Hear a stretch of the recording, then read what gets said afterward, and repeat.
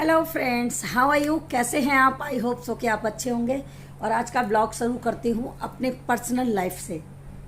तो आज मैं अपनी लाइफ के बारे में बताऊँगी कि मेरी लाइफ में क्या चल रहा है और उसका समाधान शायद मेरे पास नहीं है, तो आपसे उसका समाधान पूछना चाहूँगी। सो गाइज़, मेरी दुविधा को आप लोग ही दूर कर सकते हैं, और कैसे दूर कर सकते हैं मुझे नहीं मालूम है, बट आप ही कर सकते हैं। इतना मुझे विश्वास है कि आप लोग जब मेरी वीडियो देख रहे होंगे तो शायद आप समझ पाएंगे कि मेरी दुविधा है क्या। तो फ्रेंड्स, दुविधा मेरी ऐसी है, जैसे मैं अपने बारे में बता रही हूँ कि मेरा नाम मंजू शर्मा है और मैं एक बहुत बड़े परिवार से हूँ, मायके से भी और ससुराल से भी, दोनों तरफ से मेरा परिवार काफ़ी बड़ा है। इस टाइम मैं अकेली हूँ। मेरे हस्बैंड के जाने के बाद मैं बिल्कुल अकेली हूँ। ना ससुराल पक्ष साथ है, ना ही मायका पक्ष साथ है। तो ये सिर्फ विधि का विधान ही है, इनको जन्म लेते ही लिख जाता है। तो किसी पर क्या इल्ज़ाम देना। पर कुछ चीज़ें हैं जो घरेलू हैं तो मैं बदल सकती हूँ, पर जो पारिवारिक हैं वो नहीं बदल पा रही हूँ। तो उसमें मुझे आपका सजेशन चाहिए। हमारे पेरेंट्स ने अपने जीते जी चीज़ें बांट दी। 2 घर थे, एक घर भाइयों को दे दिया, एक घर बेटियों को दे दिया। तो उस चीज़ पर बहुत सारे ऑब्जेक्शंस हुए कि बेटियों का क्या हक है, बेटियों का हक नहीं होना चाहिए। फ्रेंड्स, आप मुझे कमेंट्स करके बताइएगा, क्या बेटियां उन माँ बाप की औलाद नहीं हैं? क्या वो उन्होंने पैदा नहीं की, सिर्फ बेटों को किया है? मेरे जान में अगर एक अच्छा परिवार है तो अपनी बेटी से वो बेटों से ज़्यादा प्यार करता है। बेटियां हमेशा पापा के नज़दीक होती हैं, पापा की लाडली होती हैं, ठीक है। पर मेरे यहाँ थोड़ा सा उल्टा था। मेरी मम्मी के हम ज़्यादा प्यारे थे, पर इतने भी प्यारे नहीं कि वो अपने बेटों के आगे बेटी को आगे कर दें, इतने नहीं थे। पर कुछ वजह होती हैं जिनकी वजह से बेटियों को पूछा ज़्यादा जाता है। और मेरी मम्मी का सोच थी ऐसी कि माँ बाप के रहते ही मायका होता है, उसके बाद कोई नहीं पूछता। तो ये रियलिटी है और ये मैंने समझा है और मैंने भोगा भी है, और मैं अभी भोग भी रही हूँ इस चीज़ को। तो मेरे जीवन में हो रहा है ऐसा। वक्त रहते शायद सबकी समझ बदल जाए, पर अभी तो नहीं बदली है। इल्ज़ाम लगाने से कभी भी झूठ सच में नहीं बदलता, सच झूठ में नहीं बदलता। ये लोगों की थिंकिंग है। सच ये है कि मेरी मम्मी ने जो उनके हिस्से की प्रॉपर्टी थी वो हम बहनों के नाम कर दी, वसीयत कर दी, और जो पापा की प्रॉपर्टी थी वो भाइयों के पास है। तो उसमें तो कोई दो राय नहीं है कि इक्वली करा। पेरेंट्स ने अपनी समझ से सही किया, बट कुछ परिवार के सदस्य ऐसे हैं जो इस चीज़ को पसंद नहीं कर रहे हैं, और वो मेरे ऊपर, मेरे हस्बैंड के ऊपर, मेरे बच्चों के ऊपर गलत गलत तोहमत लगा रहे हैं। और कि मतलब पेरेंट्स की चीज़ों पर हक जमा लिया, उनसे छीन लिया, उनको सिखा पढ़ा के ले लिया। पेरेंट्स होते हैं, उनको कोई नहीं भड़का सकता, उनको कोई नहीं सिखा सकता। अपने ही कर्मों के अनुसार हम पेरेंट्स के दिल में जगह बनाते हैं और पेरेंट्स से दूरियां भी बनाते हैं। कभी पेरेंट्स किसी का बुरा नहीं चाहते। जिन बच्चों को जन्म देते हैं उनका बुरा तो कभी नहीं चाह सकते पेरेंट्स। और एक माँ के बारे में ही कहा गया है, माँ कितनी भी निष्ठुर क्यों ना हो, वो कुमाता नहीं बन सकती, कभी भी कुमाता नहीं बन सकती। तो ऐसे हमारी मम्मी थी, चाहे वो उनको बच्चे पसंद करते हों या बच्चे सेवा करते हों या ना करते हों, फिर भी वो सबको एक बराबर करती थी, एक बराबर। सिर्फ डरती थी कि अगर मैंने बेटियों को किया तो ये सब मेरे खिलाफ ना हो जाएं बेटे। इसलिए उन्होंने छुप करके एक वसीयत बनाई, जो कि अपनी बेटियों के लिए बनाई। और उनके मरने के बाद वो वसीयत मेरे पास आ गई, क्योंकि उसमें मैं मेरी बहन के नाम पड़ा हुआ था वसीयत में। अब जो घर के सदस्य मेरे मायके की तरफ से जो मेरे खिलाफ हैं या मेरी बहन के खिलाफ हैं, उन्होंने नकली कागज बनवा के उस प्रॉपर्टी को बेचने की योजना बना ली है। और जो मेरा घर था, जो मेरी बहनों का और मेरा घर था, जो मेरी मम्मी ने हमें दिया था, उस पर हमारा ताला तोड़ के परिवारजनों ने ही, जो मुझे दुश्मन समझते हैं, उन्होंने ही अपना ताला लगा दिया कि जिससे हम बदनाम हो जाएं और हमें जो है मकान ना मिले और उनका कब्जा दिखाई दे दिया जाए। 1 साल से मैंने उस पर ताला डाला हुआ था। गली में जिसका भी मकान बनता था, किसी का भी, वो उसमें आराम से रहता था और अपना मकान बना लेता था। कई बारी हमने चाबी भाई को दे रखी थी, भाभी को दे रखी थी, भतीजे को दे रखी थी, उसकी बहू को दे रखी थी। एक चाबी उनके पास थी और एक चाबी हमारे पास थी। मैंने तो विश्वास के ऊपर उनको चाबी दी थी कि वो साफ सफाई होती रहे, विश्वास बन है, अपने ही देखभाल करेंगे, सही है, मैं रोज नहीं जा सकती। और गली वालों को भी जरूरत पड़ती थी तो उन्हीं से ले लेते थे, चाबी ले लेते थे, घर मकान बनाते थे अपना, उसमें रहते थे। और अगर कभी जरूरत पड़ी तो उन लोगों से पूछताछ भी हो सकती है कि उन्होंने उस घर को यूज किया कि नहीं किया। मैंने कभी ऑब्जेक्शन किया ही नहीं, क्योंकि मुझे कभी शक ही नहीं हुआ कि ये लोग मेरे साथ इतनी बड़ी साजिश कर सकते हैं। उन्होंने क्या किया, हमारे पुराने ताले, क्योंकि चाबी हमारे पास थी एक, उन्होंने उन तालों को तोड़ दिया और नए ताले लगा दिए और सबसे कह रहे हैं कि हमारा कब्जा है, हम नहीं देंगे इस घर को, और आएंगी तो टांगे तोड़ देंगे। और मतलब गंदी गालियां, आप समझ सकते हैं गंदी गालियां कैसी होती हैं। जो मेरा भतीजा है, उसकी बीवी मतलब इतना गंद बोलती है और हम एक लफ्ज बोलने नहीं जाते उनके पास। मैं अभी भी इसीलिए चुप हूं कि ऊपर वाले का भरोसा है।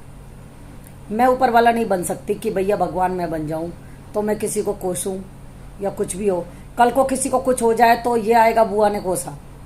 तो मैं किसी के एक भी बात गलत नहीं बोल सकती, ना मैं बोलती हूं ना मैं सोचती हूं। सब भगवान के ऊपर छोड़ा हुआ है, वही देखेंगे, वही फल देंगे। तो क्या ये सही है? अगर वो प्यार से मेरे से ये कहते कि हमें इस चीज की जरूरत है, तो क्या हम बहनें नहीं देते? हम दोनों तीनों बहनों को ना इतना दिया है कि हम लोगों की हेल्प करते हैं, ना कि हमें हेल्प चाहिए। वो तो आज मेरा वक्त खराब है क्योंकि मेरे हस्बैंड एक्सपायर हो गए, मेरा घर जल गया, मैं आज मजबूर हूं, पर मैं हमेशा से सक्सेस थी। मेरे हस्बैंड बिजनेसमैन थे। अभी तो मैं उनके जाने के बाद मेरा सब कुछ खराब हुआ है। तो इस समय पर मुझे दबाना, मेरी बेइज्जती करना, मुझे टॉर्चर करना, मानसिक स्थिति मेरी इतनी खराब कर देना, रिश्तेदारी में मेरी बदनामी कराना, क्या ये चीज उन लोगों को शोभा देती है? उनमें मेरे वो भाई वहां रहते हैं जो मेरा अच्छा सोचते हैं, पर वो कुछ कर नहीं पाते क्योंकि सभी एक जगह रहते हैं। वो कहते हैं ना, एक मछली सारे तालाब को गंदा करती है, वो वाली सिचुएशन हो गई है। इसमें मेरी फ्रेंड बहनों का क्या कसूर है? मेरी मम्मी का ये गलत डिसीजन था ना कि बेटियों को नहीं देना चाहिए था। देती तो भाइयों से और भतीजों से पूछ कर देती। अगर उन्होंने डिसीजन लिया है तो कुछ सोच के ही लिया होगा, क्योंकि सभी बहनों के बच्चों की शादियां हो चुकी थी, मेरे बच्चों की किसी की शादी नहीं हुई थी।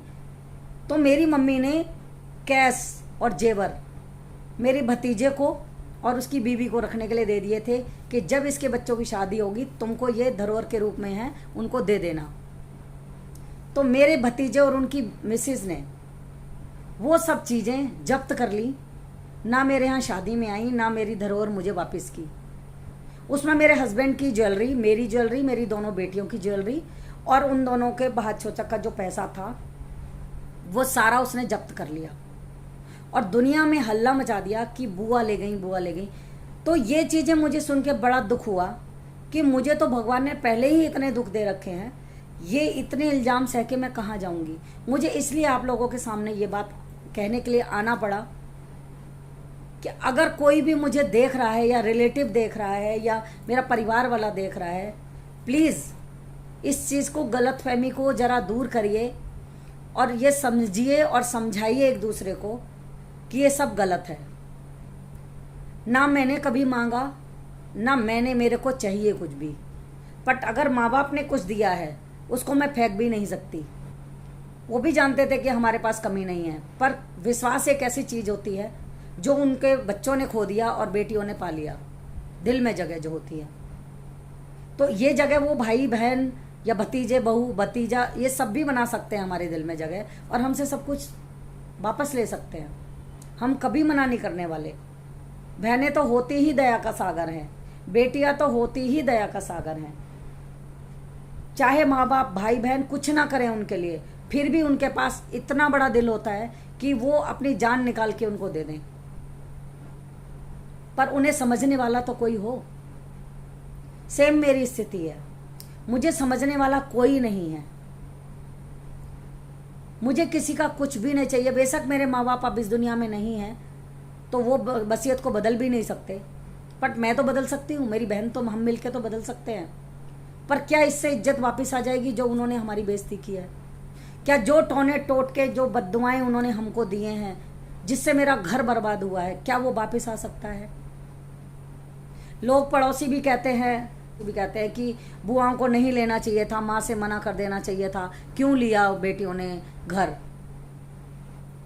तो मैं उनको बता दूं कि बेटियां कभी मांगने नहीं आती, वो भी किसी की बेटी होंगी। बेटियां कभी मांगने नहीं आती, वो जैसा रूखा सूखा होता है ससुराल में निभाती हैं। भगवान ने मुझे तो बहुत कुछ दिया है, बट गरीबी में भी होती है ना, तो भी निभाती हैं वो। कभी अपने पेरेंट्स का, अपने मायके वालों का बुरा नहीं चाहती, मैं भी नहीं चाहती। तो मेरे लिए प्लीज़ नफरत निकाल दें अपने दिल से, दिमाग से, और किसी भी चीज़ के लिए मुझे जिम्मेदार ना ठहराएं। मेरे पेरेंट्स ने मुझको दी, मेरी बहन को दी, जो भी प्रॉपर्टी दी। आप कितने सियानों के पास जा रहे हैं, कितने मतलब टोने टोटकों के वालों के साथ जा रहे हैं, मेरे ऊपर बुरा करवा रहे हैं, मेरे परिवार के ऊपर बुरा करवा रहे हैं, मेरे हस्बैंड के, बिजनेस के, घर के ऊपर। देखिए, मैं पहले विश्वास नहीं करती थी, जब से मेरा विनाश हुआ है तब से मैं विश्वास करने लगी हूँ कि ये सब होता है। ठीक है, ये सब कहीं ना कहीं होता है, और ये मेरे साथ हो रहा है, क्योंकि मैंने कभी नहीं किसी का खाया, कभी भी। पर अगर किसी को ऐसा लग रहा है तो उनको समझ लेना चाहिए इस वीडियो के माध्यम से कि मेरा कुछ नहीं है यहाँ पर, सब ऊपर वाले की देन है, और उसका मन करेगा जब भी हमें उठा लेगा, ये सब यहीं रह जाएगा। तो मैं उन सब चीज़ों को भी लेके कहाँ जाऊँगी?